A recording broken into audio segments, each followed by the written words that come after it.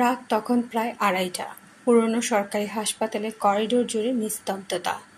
দেয়ালের ঘড়িতে শুধু টিক টিক শব্দটা যেন মৃত্যুর সময় গুনছে। নতুন নার্স তানিয়া আজ তার প্রথম নাইট ডিউটিতে এসেছে। সকলেই তাকে আগেই সাবধান করেছিল, তানিয়া মনে রেখো, হাসপাতালের সব কক্ষে যেতে পারো, কিন্তু রুম 13 এর কাছে যেও না। তানিয়া প্রথমে হাসতে হাসতে বলে, ভূতের গল্পে আমি ভয় পাই না। কিন্তু সেই হাসি 1 ঘন্টার মধ্যেই গলায় আটকে যায়। রাত 3টার দিকে ওষুধ দিতে দিতে হঠাৎ তার হাত থেকে ট্রে পড়ে যায়। সব ওষুধ ছড়িয়ে পড়ে মেঝেতে। একটা ইঞ্জেকশন গড়িয়ে গিয়ে থামে রুম 13 এর সামনে।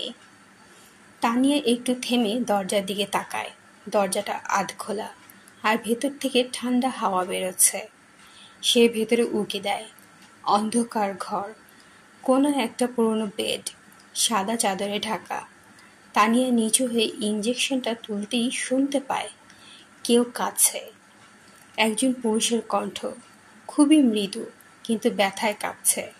আমাকে বাঁচাও, আমি এখনো মরিনি। তানিয়ার হাত কাঁপতে থাকে।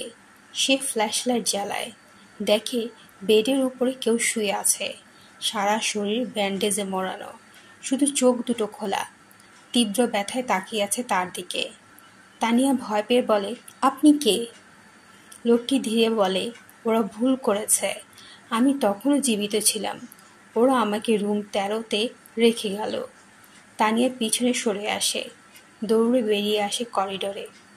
তবে দরজার কাছে পৌঁছে দেখে দরজা নিজে থেকেই বন্ধ হয়ে গেল। ভেতর থেকে আবার সেই কণ্ঠ ভেসে আসে, যেও না, এবার তুমিও থাকবে এখানে। পরদিন সকালে ডাক্তাররা আসে রাউন্ডে। তানিয়া তখন কাপা গলায় বলে, রুম 13তে একজন রোগী আছে, সে এখনো বেঁচে আছে। ডাক্তাররা অবাক হয়ে বলে, তুমি কি মজা করছো? রুম 13 তো 10 বছর আগেই বন্ধ করে দেওয়া হয়েছে। সেখানে এক রোগী মারা গিয়েছিল, আর তারপর থেকেই রুমটা তালা দেওয়া। তারা গিয়ে দরজা খোলে।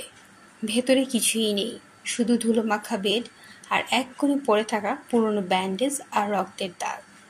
তানিয়া থমকে দাঁড়ায়। তার চোখ চলে যায় দেয়ালের দিকে। দেয়ালে লেখা আছে লাল কালি দিয়ে, তুমি আমাকে দেখেছ, এখন আমিও তোমাকে দেখব। সেই রাতের পর থেকে তানিয়া আর কখনো কাজে আসেনি। হাসপাতালের লোকেরা বলে, মাঝে মাঝে গভীর রাতে কক্ষ 13 থেকে কারো ডাক শোনা যায়, আমাকে বাঁচাও। আর করিডোরে হঠাৎই দেখা যায় এক সাদা পোশাক পরা নার্সকে, যার মুখে অদ্ভুত এক হাসি।